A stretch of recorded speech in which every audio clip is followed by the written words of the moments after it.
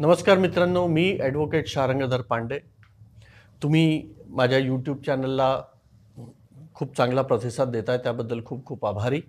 असाच प्रतिसाद देत राहावं एवढी अशी विनंती. चॅनल सबस्क्राईब करा आणि बेलचं बटन दाबा, म्हणजे पुढचे सगळे व्हिडिओ तुम्हाला बघायला मिळतील. आज जो विषय आपण बोलणार आहोत तो विषय आहे सोसायटी, हाऊसिंग सोसायटी. आता हाऊसिंग सोसायटीमध्ये फ्लॅट्स आले, बंगलो आले, रो हाऊस आले, अपार्टमेंट्स आले, सगळं काही. म्हणजे आपण इन जनरल सोसायटी, अपार्टमेंट याबद्दल बोलतो आहे. आणि याच्यात मॅनेजमेंट करताना, सोसायटी मॅनेजमेंट जेव्हा आपण एखादी बॉडी निवडून दिली जाते आणि ती बॉडी जेव्हा काम करायला लागते, किंवा सोसायटीत राहणारे लोक यांचे काही वैयक्तिक इश्यूज असतात. सो याच्यात शेवटी एक प्रसंग असा येतो की आपण काहीतरी बायलॉज तयार करायचे असतात. स्टँडर्ड बायलॉज तुम्हाला रजिस्ट्रार ऑफ कोऑपरेटिव्हकडनं मिळत असतात. ती तुमची सोसायटी जेव्हा नोंदणीकृत होते तेव्हा तुम्हाला त्या बायलॉजची एक प्रत मिळते. पण तुम्हाला वेळोवेळी त्या बायलॉजमध्ये तुमच्या जनरल बॉडी मीटिंग घेऊन, तुमचे अजेंडा ठेवून त्याप्रमाणे त्याच्यात बदल करावे लागतात. आणि ते बदल करताना तुम्हाला तुमच्या सोसायटीशी आणि तुमच्या सोसायटीत राहणाऱ्या लोकांच्या गरजेप्रमाणे ते बदल असतात आणि ते बदल करावेच लागतात. आणि अनेक लोकांना माहीत नसतं की असे बदल करता येतात, किंवा त्यांचा काहीतरी एक स्टँडर्ड, काहीतरी अनरजिस्टर्ड असे रूल्स तयार झालेले असतात. ते रजिस्ट्रार ऑफ कोऑपरेटिव्ह सोसायटीला कळवत नाहीत, पण एक अलिखित असे नियम बनवून ठेवले जातात एका वहीमध्ये की हे चालणार नाही, हे चालणार, हे असंच पाहिजे तर असंच पाहिजे. सो त्याबद्दल आपण आज बोलूया. त्यामध्ये अनेक सोसायट्यांमध्ये असं असतं की बा बॅचलर मुला मुलींना फ्लॅट भेट द्यावा की नाही द्यावा. आता बॅचलर मुलं मुली हे शिकायला येणारे किंवा नोकरीसाठी येणारे वेगवेगळ्या गावातनं, शहरातनं येतात आपल्या शहरात.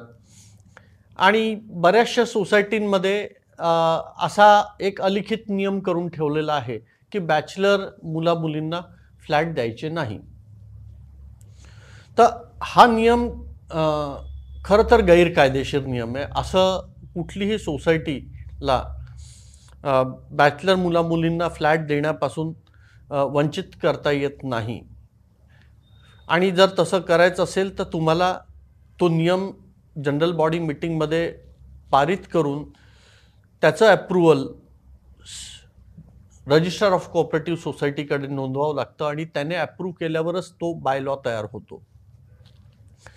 दुसरा अजून एक असतो की बाबा एखाद्या सोसायटीमध्ये एखाद्या अमुकच प्रकारच्या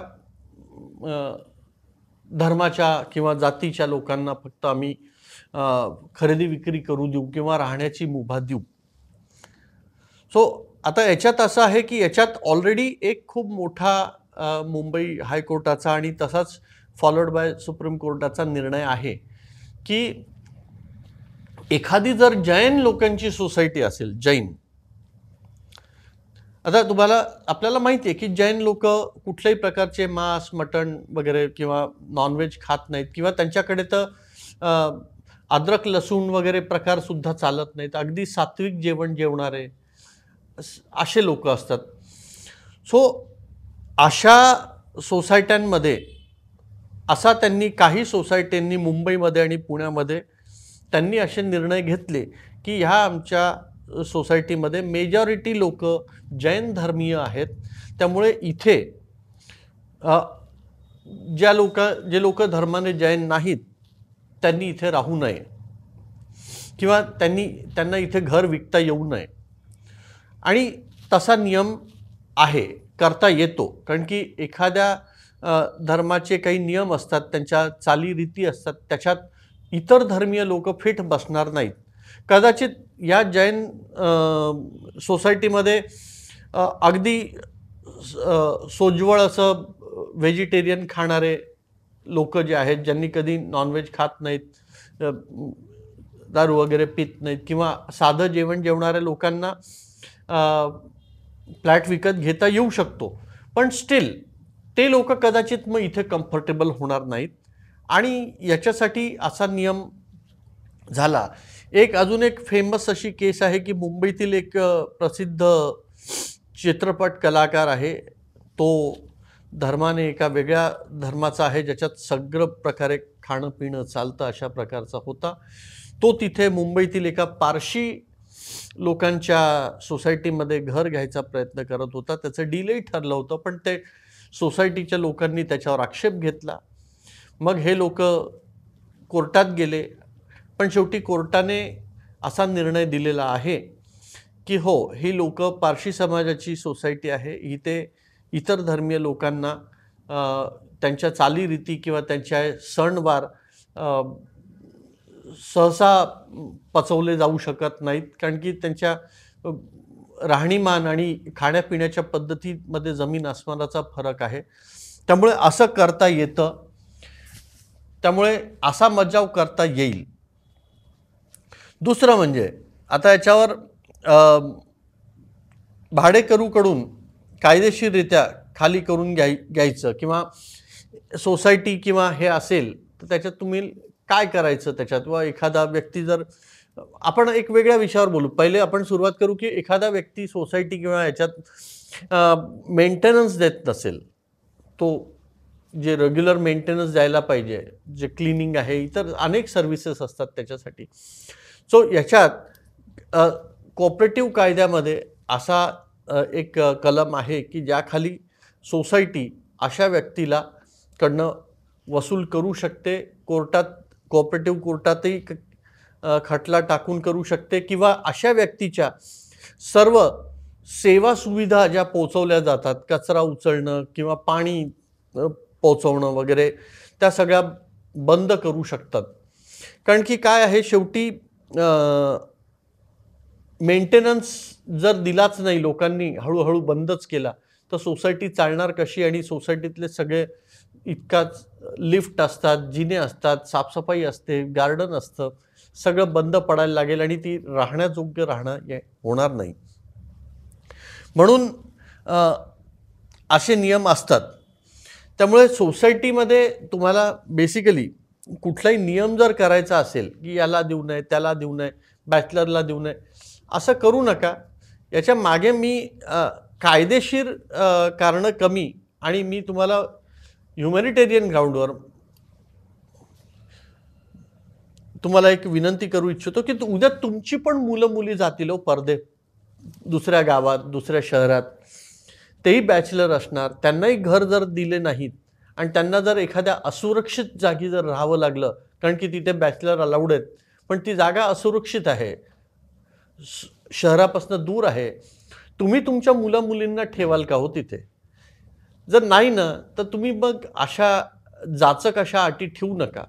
हां, तुम्ही असा त्याच्यात कंडिशन तुमच्या लिव्ह अँड लायसन्स ॲग्रीमेंट जे तुम्ही करता त्याच्यात टाकू शकता, की बाबा जर मुली बॅचलर राहत असतील तर तुमच्याकडे